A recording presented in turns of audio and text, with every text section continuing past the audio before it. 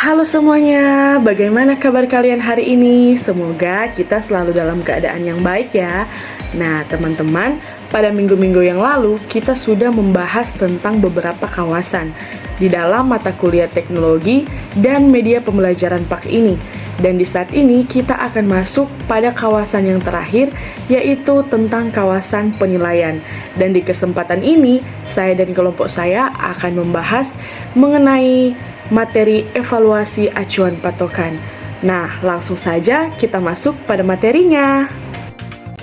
Nah, teman-teman, pengertian evaluasi acuan patokan dalam teknologi dan media pembelajaran, khususnya dalam pendidikan agama Kristen, adalah proses penilaian atau pengukuran yang dilakukan untuk menentukan sejauh mana teknologi dan media pembelajaran yang digunakan dalam konteks pendidikan agama Kristen memenuhi standar atau kriteria tertentu yang telah ditetapkan sebelumnya.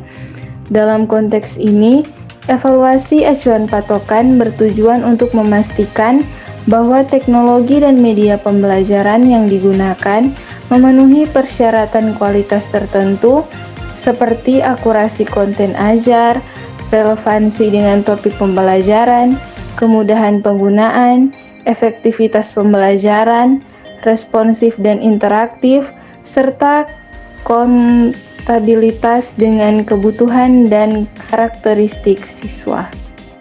Evaluasi acuan patokan juga dapat membantu memastikan bahwa teknologi dan media pembelajaran yang digunakan dapat memfasilitasi pembelajaran agama Kristen secara efektif dan memberikan manfaat yang maksimal bagi siswa.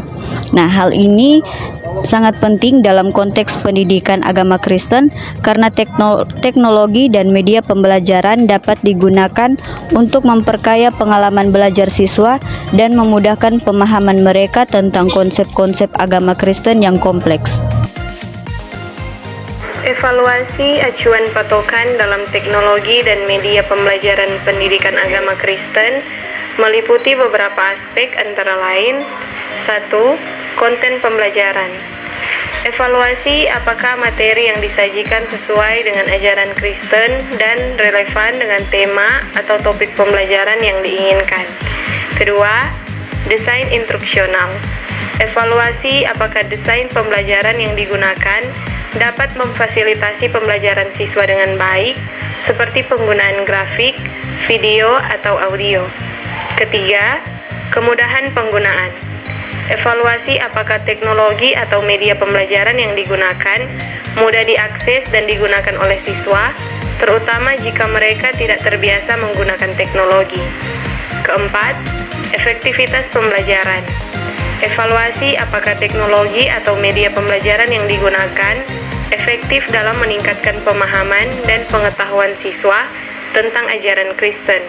Dan yang terakhir, kelima, responsif dan interaktif. Evaluasi apakah teknologi atau media pembelajaran yang digunakan responsif dan interaktif sehingga siswa dapat berpartisipasi aktif dalam pembelajaran dan dapat memberikan umpan balik yang berguna. Selanjutnya, dalam evaluasi acuan patokan, langkah-langkah yang dapat dilakukan adalah sebagai berikut. Yang pertama, mengumpulkan data tentang teknologi dan media pembelajaran pendidikan agama Kristen yang telah digunakan di lembaga pendidikan Kristen. Yang kedua, meninjau acuan patokan yang telah ditetapkan oleh lembaga Kristen dan membandingkan teknologi dan media pembelajaran yang digunakan dengan acuan patokan tersebut. Yang ketiga, menganalisis hasil dari teknologi dan media pembelajaran pendidikan agama Kristen termasuk efektivitas, keamanan, keberlanjutan, inklusivitas, dan keberagaman.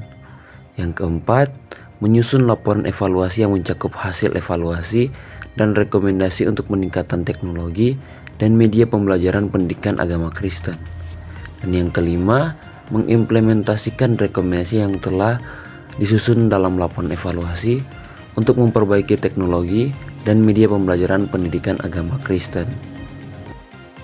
Nah, kesimpulan dari materi kita di saat ini yaitu evaluasi acuan patokan ini memberikan informasi tentang penguasaan seorang siswa mengenai pengetahuan, sikap, atau keterampilan yang berkaitan dengan tujuan.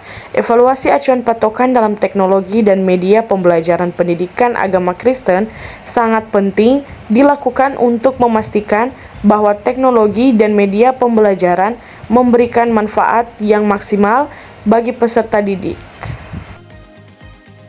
Itulah materi dari kami. Terima kasih.